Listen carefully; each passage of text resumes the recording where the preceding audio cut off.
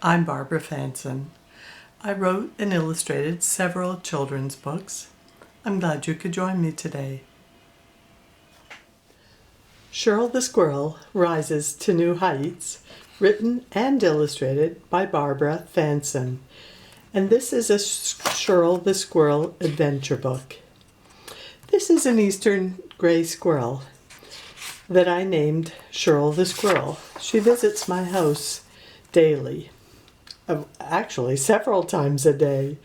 At the front of the book, there is a map showing the route that the two squirrels took.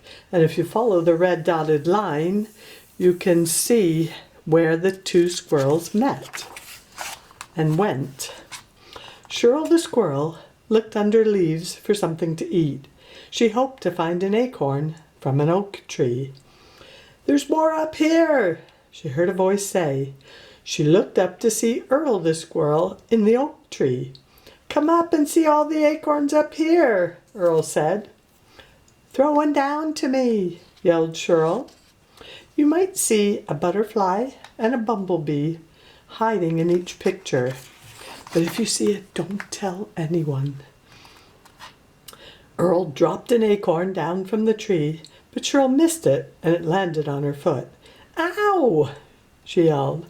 "Sorry," yelled Earl. Shirl picked up the acorn and chewed through the outer shell. She liked this new, fresh acorn. "I wish I could climb a tree like other squirrels," Shirl thought.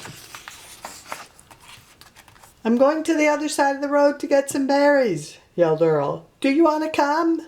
He climbed along some branches and jumped onto the hydro wire that went across the road.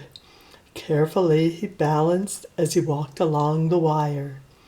"Come on," he yelled. "Not right now," she replied. "I wish I could walk along a wire like other squirrels," Shirl thought. "Please do not attempt this at home." Shirl the squirrel ran across the grass and up to the road. She stopped and looked both ways. Then she ran across the road just as a car sped by. "Whew, that was close," she breathed a sigh of relief. She ran across the field to the berry bush. Earl looked up with his face covered with red berries. "You look like you're wearing lipstick," laughed Shirl. She found some berries on the ground and ate them. "The freshest berries are up here," yelled Earl. "Come up." "Drop one down," yelled Shirl. Earl picked up a berry and dropped it down to Shirl. Splat went the berry as it hit her on the head and dripped down her face. Earl laughed so hard he almost fell out of the bush. Shirl reached up and removed the berry from her head and ate it. It was the tastiest berry she ever tried. "It's very juicy," yelled Shirl. Earl was right. The tastiest and freshest fruit is on the bush, not under it. "I wish I could climb into a bush like other squirrels," Shirl thought. "Get out of my bush!" yelled a voice from behind them. Earl jumped out of the bush and they dashed off. Shirl and Earl ran across the grass towards the bird feeder. Shirl looked on the ground for seeds that had fallen off the bird feeder. Earl the squirrel climbed up the fence and jumped over to the bird feeder. Earl hung upside down from the bird feeder and lowered himself to the seeds. "Come up," said Earl. "You can have any seed you want from this buffet." "Drop a sunflower seed," Shirl replied. Earl picked up the sunflower seed and pushed it over the edge and dropped it. It fell on Shirl's nose. "Ow!" she said as she rubbed her nose. Then she picked up the seed and ate it. "I wish I could climb up a bird feeder like other squirrels," Shirl thought. Suddenly a blue jay swooped in and hit Shirl on the head. "Those seeds are for us," he said. "Ouch!" Shirl said. The bird flew towards her again, but Shirl ran. Earl jumped down from the bird feeder, and they both ran behind the house. "How come you don't climb like other squirrels?" asked Earl. Shirl shrugged her shoulders. I just don't feel like it today. Do you have a sore foot? No. Come on, I know where we can get some corn. Shirl changed the subject. She ran across the grass to a hen house, quickly followed by Earl. They found kernels of corn lying on the ground near the chickens. Earl and Shirl were too busy picking up kernels to see a cat sneaking up behind them. The black cat jumped at Earl. He ran, but the cat was right behind him. Suddenly, Earl was trapped in the corner by the cat.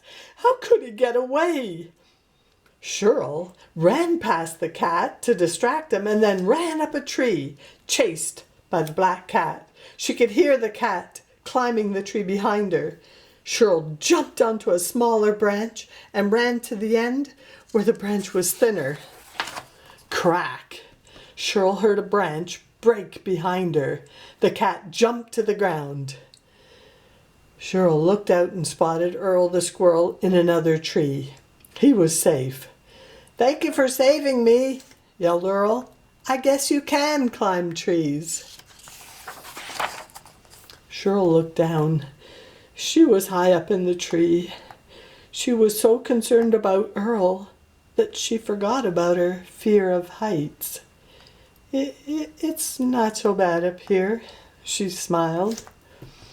And at the back of the book, there's some questions and answers and parts of an acorn. If you enjoyed this book, you might like the next book, which features a squirrel with an orange tail. I had a writing contest to see what you would name a squirrel that has an orange tail. Well, you'll have to read the next book to find out. And the next book is called Shirl the Squirrel Had a Great Fall. If you enjoyed this book, Shirl the Squirrel Rises to New Heights, it's available on Fanson.net or on Amazon.